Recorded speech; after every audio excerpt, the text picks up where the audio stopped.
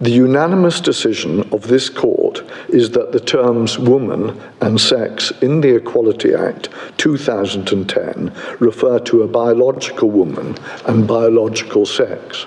A UK Supreme Court has said that trans women are not legally women under the Equality Act. Let me know what you think about that in the comments and chat. Is that plain old common sense, or is that a transgression against a vulnerable minority? Let me know. The Supreme Court in Britain ruled on Wednesday that trans women do not fall within the legal definition of women under the country's equality legislation. The landmark judgment, which said that the legal definition of a woman is based on biological sex, is a blow to campaigners for transgender rights. It could have far-reaching consequences for how the law is applied in Britain to some single-sex services like domestic violence shelters, as well as to equal pay claims and maternity policies.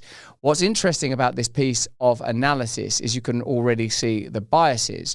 Because biological sex, if you're going to have biology as a discipline and as a subject, if you're going to use science as an orthodoxy, for example, in the way that it was used during the pandemic, do you remember how we were told to follow the science? Do you remember that? Do you remember that we were meant to put aside ideological beliefs like, what about our freedom to move around? No, put that aside, because the science says that we have to keep still and stay in our home to stop these pathogens. And then we found out, hold on a minute, they're not telling the bleeding truth. So check this out.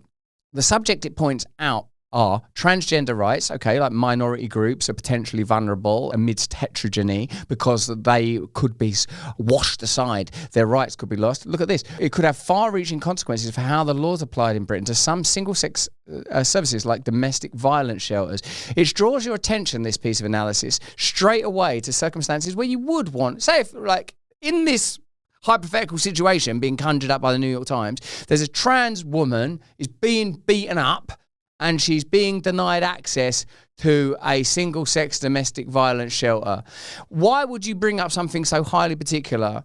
Trans issues are ultimately human rights issues. That I agree with. All human beings have rights because we are made in the image of God. If you are sort of extremely devout and living a very devout life yourself, you might say, well then how can you tamper with and tinker with the biological realities as endowed by the Creator?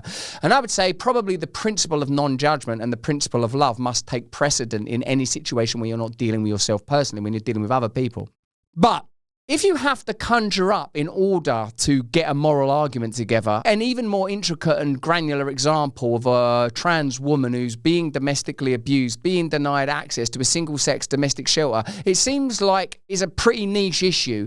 And at the level of law, it seems more important and significant that biological categories continue to be observed. I would say, let me know what you think in the comments and chat. Then equal pay claims and maternity policies. I don't know how it can affect maternity policies because you cannot believe your way into a uterus. It follows a years-long legal battle that began in Scotland over whether trans women can be regarded as female under Britain's 2010 Equality Act, which aims to prevent discrimination. And it comes amid intense and at times bitter public debate over the intersection of transgender rights and women's rights. Announcing the decision on Wednesday, the Deputy President of the Court, Lord Hodge, said, the unanimous decision of this court is that the terms woman and sex in the Equality Act refer to biological women and biological sex. So, in a sense, it's quite a particular judgment about a very particular subject. But doesn't it point to the fact that we are morally lost and morally bewildered?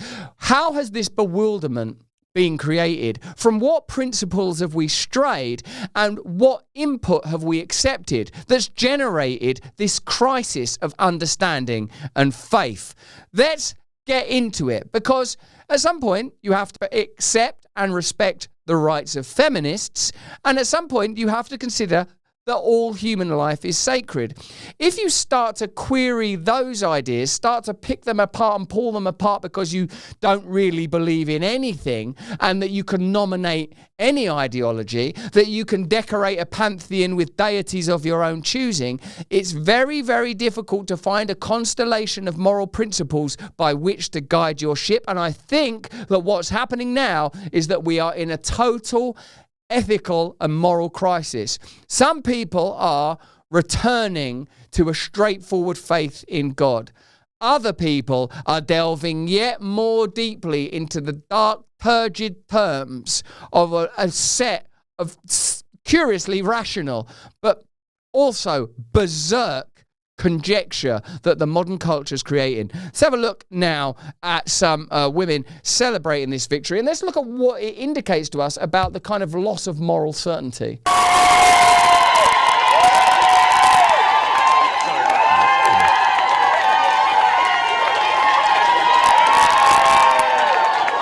I only need the video.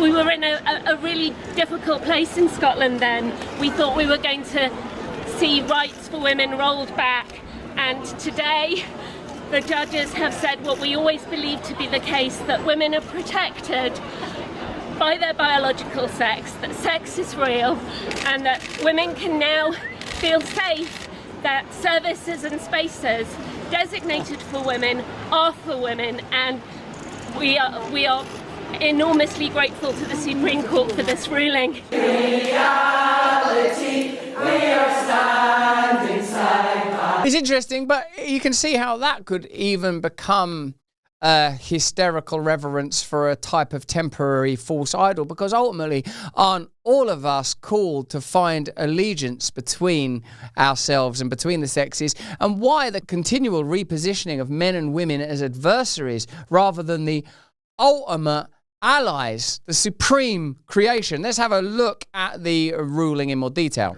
The central question on this appeal is the meaning of the terms woman and sex in the Equality Act 2010.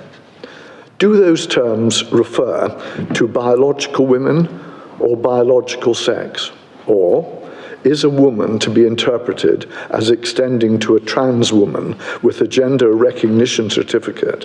By that I mean a person born male who now possesses a gender recognition certificate amending her gender to female, and sex to be interpreted as including what I will refer to as certificated sex.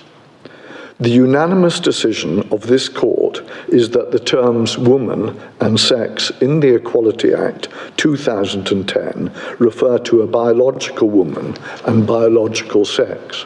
Gosh, isn't it odd that we have to have people from, I'm guessing, some kind of Etonian background ruminating, espousing, proselytizing, and even legislating on something that not that long ago would have been considered a niche issue? For me, this is an indicator that the culture is kind of collapsing in on itself. On one hand, you got yourself people being jailed for stuff they're saying on Facebook. On the other hand, you've got like complex legal rulings about whether or not there's such a thing as a biological woman and who might be protected in a single-sex domestic shelter if they were being abused by their partner. So it's a really weird way to run a world. Losing weight ain't just about looking good. It's about taking back control over your overall health. Yeah, that's an abstract concept I can get behind. 42% of adults in America are classified as obese.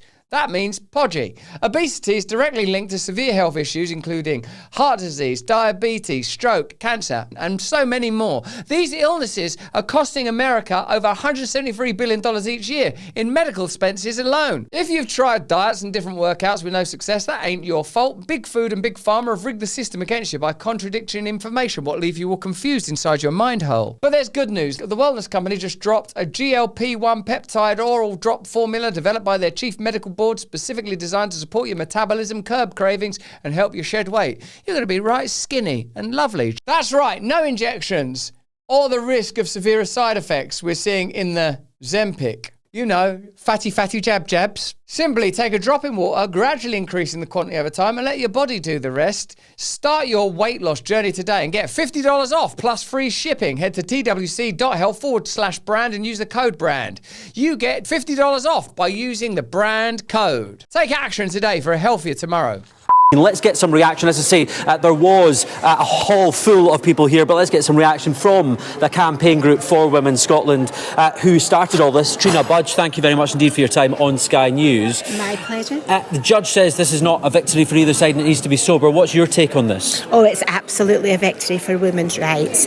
This case was always about women, never about trans rights, who, as Judge Hodge Hodge said that they are fully protected in law still, but now we have clarity over what a woman means in law. And this has been a long road to here, hasn't it? What does this change as of today? Because there's lots of legal talk, there's lots of discussion around what actually changes here as a result of this. In your view, what does that mean?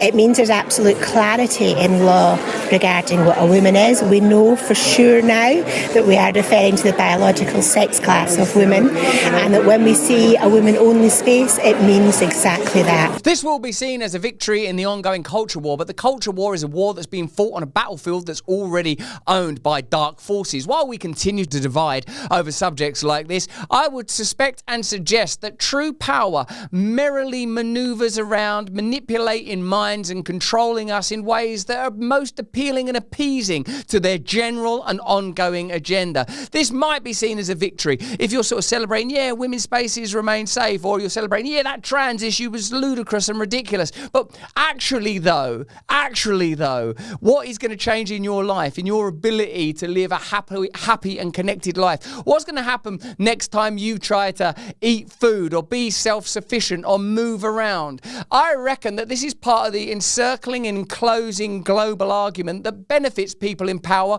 whichever side are won. If they'd have gone, trans people should be able to go into single-sex domestic shelters or receive equal pay under the law or be considered biological women, I don't see how that would advance the lives of ordinary people one bit, because the government oughtn't be trusted with ideological matters. Ideology has to come from a supreme force. Principles have to come from a supreme force. If we know one thing for sure about the UK government, or in the broadest possible terms, the United States government, or in broader terms still, the sets of institutions and powers, both government and private, that ultimately determine the flow of the direction of power and resources in the world, is that they've become hopelessly corrupted. And while we stand in bafflement, waving flags or advocating for one particular single issue that might mean something to you because something happened to you one day at school or you read a book once, the truth is this: you are being herded by a shepherd that is not the true shepherd. You are being illuminated by a light that is a false light. But that's just what I think. Why don't you let me know what you think